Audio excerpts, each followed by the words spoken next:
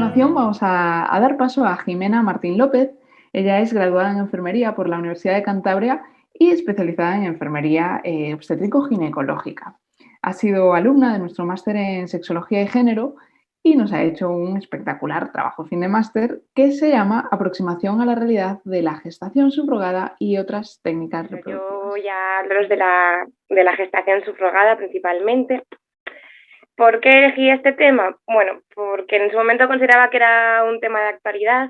Me planteé mucho si quizás yo estoy sesgada porque como matrona al final pues vivo el embarazo de las mujeres y me toca más de cerca, y ya desde la residencia que hablábamos de esto, pues me impactó mucho que existiesen estas prácticas, y veía como cada vez en las noticias, en famosos, veías que estaban teniendo este tipo de prácticas, ¿no?, para acceder a la crianza. Entonces me impactó mucho, pero luego cuando estaba haciendo el trabajo pensaba, seguro que está todo en mi cabeza y no es un tema de actualidad, que por suerte me he quitado esa visión al ver que al día siguiente de entregar el trabajo salió una película que hablaba sobre gestación subrogada. Hace un par de semanas ha sido también noticia Khloe Kardashian enseñando su embarazo, o sea, su embarazo, su hijo, eh, que ha obtenido a través de esta práctica.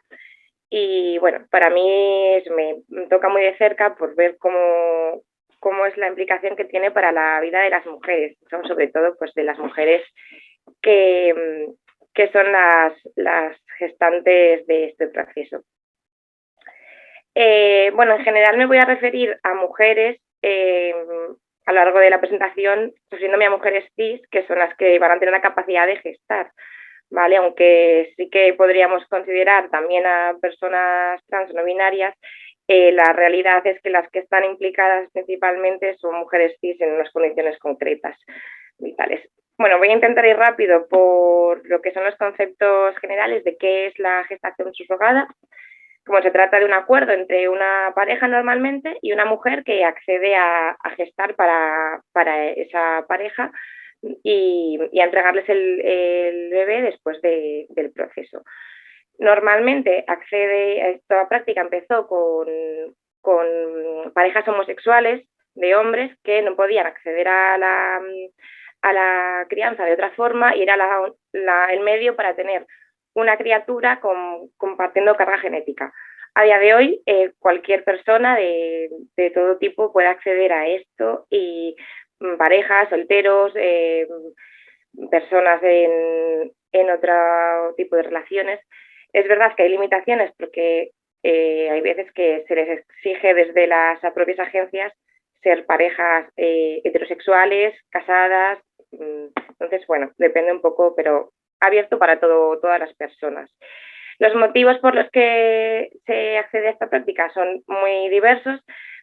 Principalmente se alega problemas de tipo médico o falta de pues eso, infertilidad, esterilidad o problemas uterinos, o que haya una contraindicación médica del embarazo, o simplemente pues eso, que sean parejas homosexuales de hombres que no pueden acceder a un embarazo. Los gametos pueden ser o de la propia, o sea, o donados, o también de la propia mujer que se queda embarazada. De esta forma tendríamos varios tipos. Una sería la parcial, la gestación subrogada parcial, en la que se implanta un embrión en el útero de la gestante, o la gestación subrogada total, en la que se utilizan los propios óvulos de la gestante. Y por otra parte tendríamos como la parte comercial o la altruista, según si hay una compensación económica o simplemente se cubren los gastos, que aunque también hay una compensación económica, no se considera que sea comercial como tal. Todo esto se establece a través de un contrato en el que se establecen compromisos por ambas partes, y se establece previo al proceso de fecundación. Poniéndonos un poco en antecedentes de dónde viene esta práctica y por qué está tan normalizada, vemos que ya desde el Antiguo Testamento encontramos referencias a lo que es la gestación subrogada.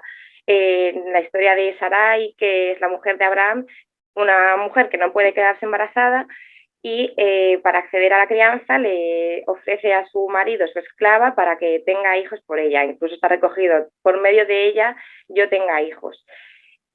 Todo esto lo vemos también en Mesopotamia, con el Código de Hammurabi también recoge normas escritas que establecen que si la mujer casada no puede tener hijos, se considera que puede tenerlos a través de esclavas que ceda a su marido. En Grecia, en Egipto también lo establecen con los faraones. Todo está recogido, como vemos, desde la antigüedad. Esto ha ido evolucionando y junto con las técnicas de reproducción asistida llegamos a lo que es la actualidad, cuando nace en 1978 la primera niña probeta, ¿no? que fue Louise Brown, que ya consiguieron. Entonces también normaliza un poco el hecho de el siguiente paso. Ya no es que tengamos el hijo de otra persona, ahora ya podemos implantarlo directamente, preservando incluso esa carga genética. En el contexto legal encontramos que a nivel mundial es muy diferente según el país en el que nos centremos. Hay países en los que está permitido de una forma, en otros de otra, en otros está completamente prohibido. Me refiero, hay países en los que se considera legal la forma altruista, en otros si a uno de los progenitores es uno de los vínculos con la criatura. En España están prohibidos los contratos que se establecen, se consideran nulos, y ya que es la filiación del bebé se considera que es a través del parto. Esto lo que hace es que las personas que quieren acceder a esta práctica vayan a otros países para poder acceder a ello, en países en los que está legislado y permitido, y vengan a España a reconocer ese recién nacido que como protección del menor se acaba afiliando a ellos. Digamos que se puede reclamar la paternidad del padre biológico. Las consecuencias que tiene esta práctica, vamos a centrarnos como a nivel mundial y un poco también luego de cada parte. A nivel mundial lo que genera es turismo reproductivo, o sea, así como se llama al desplazamiento que realizan las personas interesadas en tratamientos reproductivos que no lo pueden hacer en el propio país. Esto incluye no solamente la gestación subrogada, sino también incluso la donación de óvulos o la donación de esperma. España en concreto es como el banco de óvulos de Europa, porque aquí la donación de óvulos es una técnica, una práctica que está recogida y que está bastante visibilizada, y hay países de Europa en los que está prohibido, con lo cual pueden venir aquí y recoger estos óvulos para tener las técnicas de reproducción asistida en otros países. En cuanto a la gestación subrogada, aquí, como ya digo, está prohibida, pero sí que se publicitan agencias que lo que facilitan todos los trámites en otros países en los que sí que se permite. Esto establece que haya una desigualdad tanto entre los países como entre los individuos, que tenemos países en los que sí que se permite la práctica y otros en los que no. Los individuos que pueden acceder a ello al final tienen que tener la capacidad económica para permitírselo, lo cual aumenta las desigualdades entre quienes acceden al servicio y quienes ofrecen el servicio, ¿no? Y en el punto de mira de los bebés no deja de ser una compra-venta de bebés, porque estamos teniendo un negocio en el que ofrecemos un servicio que es un embarazo con un producto final que es el bebé, que lo compramos en otro país. En cuanto a las consecuencias que puede tener para la mujer gestante, pues puede tener los problemas físicos que pueden derivarse del embarazo, ya que aunque es un proceso natural, sabemos que no está exento de riesgos, y más aún en los casos en los que se está provocando, se está hormonando y en muchos casos incluso se programa una cesárea para que el producto final salga intacto, digamos. También tienen problemas físicos, psicológicos, ya que no pueden vincularse con ese bebé, y también tienen una presión extra, ya que tienen que ofrecer un producto final que no puede estar dañado, digamos, tienen que entregar un producto en buen estado. Entonces tienen la presión de seguir las dietas, seguir los hábitos físicos que les manden para que todo siga su curso, ¿no? Aparte de los problemas legales de que tienen un contrato legal que no pueden saltarse y los problemas a los que se pueden enfrentar si deciden que no quieren continuar con la gestación. Por la parte contratante, tienen problemas riesgos psicológicos, ya que el miedo principal que tienen es que finalmente no se les entregue ese bebé, que la madre decida quedarse con el recién nacido. Económicos, o sea que mucha gente accede a estas prácticas de forma desesperada y no son procedimientos baratos, con lo cual se desembolsa una gran cantidad de dinero para conseguir tener el bebé, y legales porque al final se están saltando la legislación de este país para acceder a ello. En los recién nacidos, los problemas físicos se podrían considerar por la parte de la no lactancia, no generar el vínculo con la gestante. Psicológicos no se recogen, no se sabe si efectivamente habrá una consecuencia para estos bebés o no en un futuro. Y los problemas legales a los que se enfrentan es los de filiación, que esto salió más a la luz en los problemas con la guerra de Ucrania, cuando todos esos bebés que habían estado gestados en ese país se encontraban desprotegidos y sus padres de intención estaban en un país que no podían ir a recogerlos, con lo cual no podían traerlos, y esos niños son bebés apátrida que se quedan sin filia, se quedan sin protección legal ante nadie. Durante el trabajo lo analicé también desde la parte de la bioética, que no me voy a enrollar mucho, porque no hay mucho tiempo. La bioética se encarga de dar respuesta a los dilemas morales que se presentan en la vida humana a través de los avances de la ciencia. Existe una ética de mínimos que incluye los principios de no maleficencia y de justicia, y una ética de máximos de beneficencia y autonomía. El principio de no maleficencia se trata de evitar el daño físico, social o emocional a las personas, y que en este caso pues podríamos considerar que está vulnerado por el hecho de que estamos provocando una hormonación, estamos aumentando el riesgo de una mujer sana a priori, con todos los riesgos de iatrogenia que puede tener simplemente el proceso de hormonación.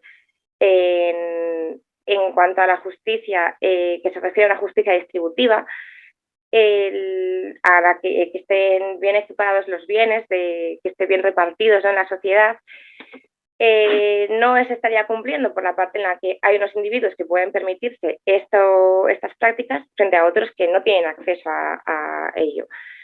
En lo que es la ética de máximos, sería hacer el bien al otro, intentando evitar el daño, pero buscando un máximo beneficio. Las posturas a favor de la gestación subrogada se centran más en la ética de máximos que en la ética de mínimos. Ética de mínimos y de máximos, quiero decir, la ética de mínimos la que tiene que prevalecer sí o sí, y la de máximos son como un añadido, que podríamos decir, ¿no? Entonces, si no se cumple la ética de mínimos, casi que no cabría hablar de la ética de máximos, porque ya la base nos la estamos saltando, por así decirlo. Pero bueno, las posturas a favor de la gestación subrogada establecen que todos ganan con este proceso, ¿no? Los padres que quieren una criatura la consiguen, la criatura va a crearse en un entorno en el que es querido, y la madre consigue el beneficio económico que se le ha prometido.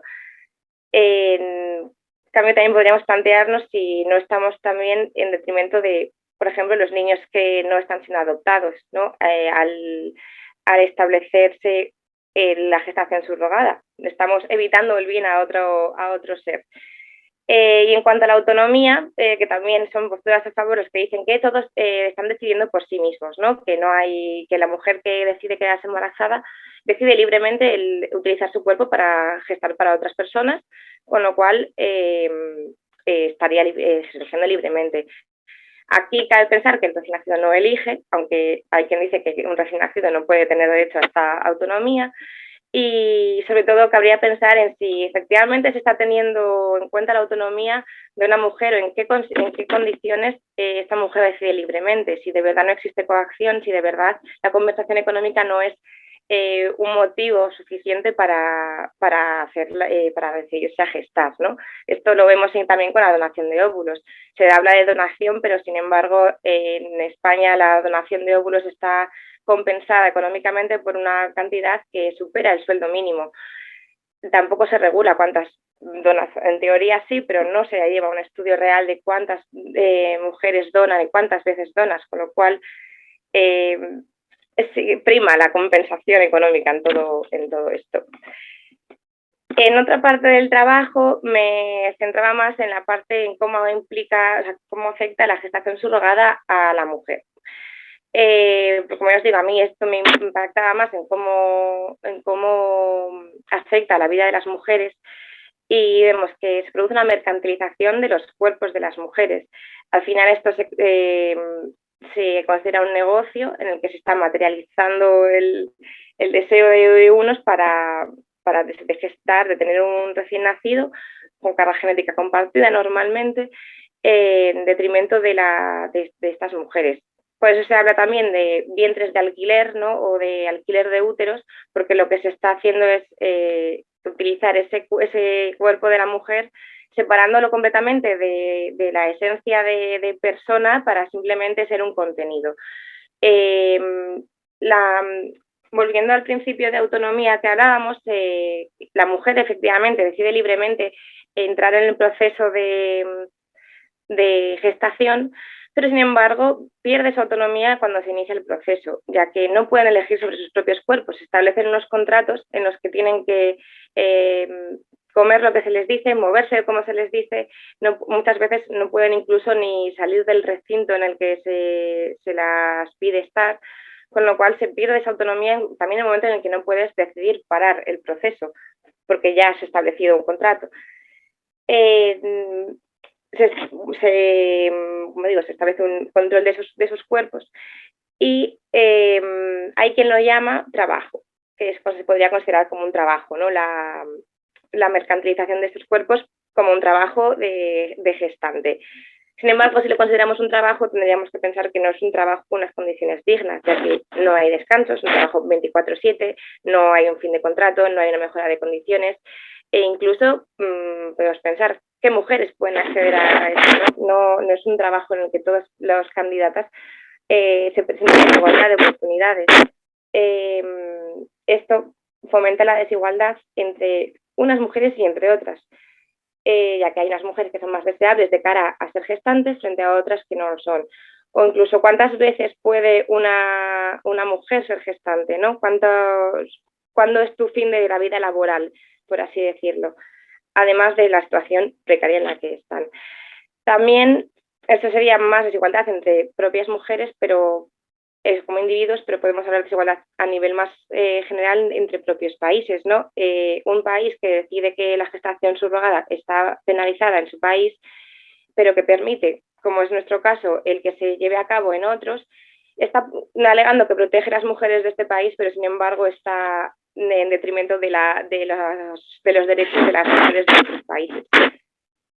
Y bueno, por último hablo de la medicalización, que al final pues, es un proceso para el que hay que hormonar, hay que hacer un seguimiento extra de este embarazo, y como ya digo muchas veces que incluso acaba en una cesárea programada, lo que es el embarazo. En cuanto a la gestación subrogada y el género, me parecía también importante hacer un apartado sobre eso, porque no deja de estar atravesado, ¿no? por todo el proceso. Las mujeres siempre han sido las encargadas históricamente de los cuidados, y esto es otra forma más de ver cómo las mujeres se encargan del cuidado, ya no solamente de su propia familia, que muchas veces estas mujeres en una situación precaria, situación económica precaria, acceden a tener hijos para otras personas para poder cuidar de sus propios hijos. Que esto lo vemos incluso en que son los cuidados de casa, ¿no? De mujeres que se van a cuidar de los hijos de otras mujeres y los suyos los tienen desatendidos con sus otros familiares.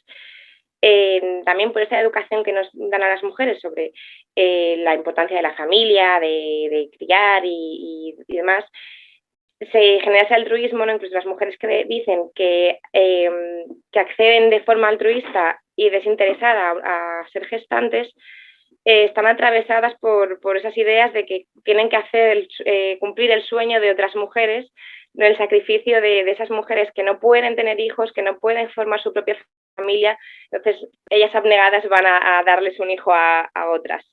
Por lo mismo, por la importancia que tiene para las mujeres históricamente el formar una familia, el ser cuidadoras. Todo esto pues no deja de ser el género atravesado a las mujeres una vez más, siendo las más damnificadas. Al final pues hay un control sobre nosotras igualmente. Como digo ahí, que esto es el capitalismo con el patriarcado, porque al final el capitalismo ha aprovechado esta situación, ¿no? El de formar un negocio de la gestación subrogada, de unas personas que tienen un capital económico, tienen un deseo de crianza que no pueden satisfacer, lo juntamos con la situación precaria de otras mujeres, encima lo maquillamos con altruismo y con deseos para otras mujeres, y entonces tenemos el combo de la gestación subrogada. Y hasta mujeres que compran a otras mujeres para tener sus criaturas. Lo comparé con la prostitución en el sentido en el que hay también una explotación de los cuerpos de las mujeres, también hay un control sexual sobre la mujer en el proceso de la gestación, y que hay una opresión, principalmente por parte de los hombres históricamente.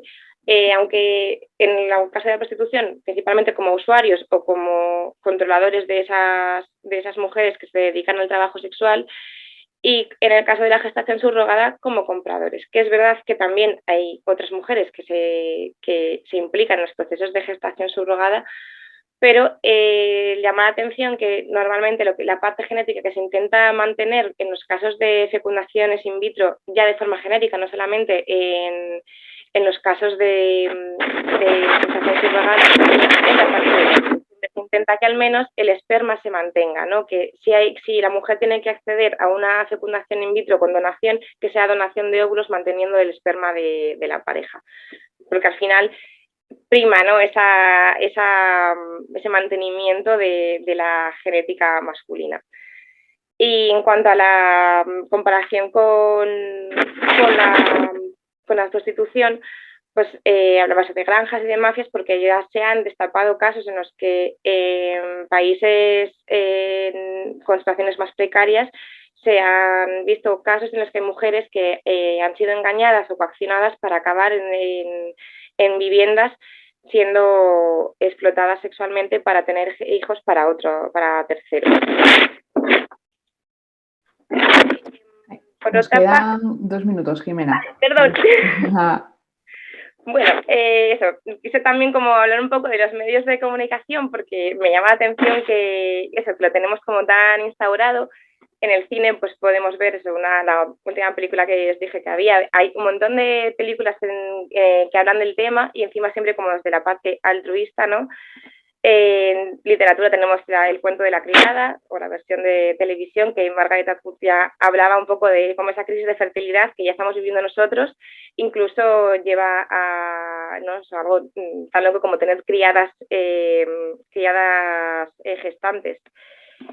Friends veíamos el caso de la gestación subrogada de Phoebe, en Working Moms también hay un caso de una hermana que tiene un hijo para otra, y en el mundo de las celebridades es que tenemos para elegir la que queráis, de tanto en España como en otros países, que se han dedicado a promocionar que sus criaturas han sido gestadas de esta manera. Los motivos son muy distintos, y en cuanto a la visión política ahí tenemos el mix de partidos que lo avalan, partidos que no, unos ya Ciudadanos sacó la propuesta de ley en la que se intentaba como hacer de una forma altruista. Por último, en el trabajo hablo también como de nuevos accesos a nuevas parentalidades, como otras opciones que podríamos tener, ¿no? De intentar, ya que el término de familia ha cambiado tanto con las técnicas de reproducción asistida, con la adopción y los tipos de familias que existen ahora tan diversos, ¿por qué no pensar en otra forma de criar, ¿no? De satisfacer estos deseos de crianza a través de una fecundación in vitro que sea con donación de embriones en vez de con una donación de gametos, o de una crianza colectiva, ¿no? De revivir las tribus, de volver a criar pues que sea que la crianza la puedas acceder, sientas realizada tu crianza a través de criar a tu vecina, a tu prima y no con una criatura propia, digamos. Las conclusiones es que en realidad no hay ninguna conclusión para, para todo esto, porque no hay una solución clara, sería una solución para a nivel global, tendría que haber una legislación internacional para regular todo esto, ¿no? Sí que me parece interesante el que no se recoge en la bibliografía la perspectiva de las parejas que acceden a la gestación subrogada, ¿no? Los motivos por los que deciden implicarse en este proceso antes que en otros, ¿no? Como puede ser la adopción, ¿por qué te metes a este proceso? Y si son conscientes o no del daño que puede implicar para otras mujeres. Me parecería interesante saber si la gente que accede a esto se plantea la posición privilegiada desde el que lo hace, digamos. Y en cuanto a eso, regularlo, prohibirlo, me parece que es complicado si no se hace a nivel internacional, porque incluso en los países en los que se ha hecho de una forma altruista, pues puede existir incluso coacción dentro de las propias familias, ¿no? Si tú eres la mujer y eres la única que tiene la capacidad de gestar, dentro de tu propia familia puedes sentir la presión de tener que complacer a los demás y verte obligada a gestar incluso aunque no quieras. O del trabajo que ya dije que si se considera un trabajo habría que regularlo de una forma que quizás no estemos preparados todavía, y que en definitiva creo que la base sería luchar contra la pobreza y las desigualdades de género para que en un mundo ideal, por supuesto, se podría hacer de forma altruista, pero estamos tan lejos de llegar a eso porque la realidad que vivimos es que las mujeres que acceden a ser gestantes viven en unas situaciones mucho más precarias que las que acceden a ser partes contratantes. Así que eso es lo que os puedo contar. Muchas gracias.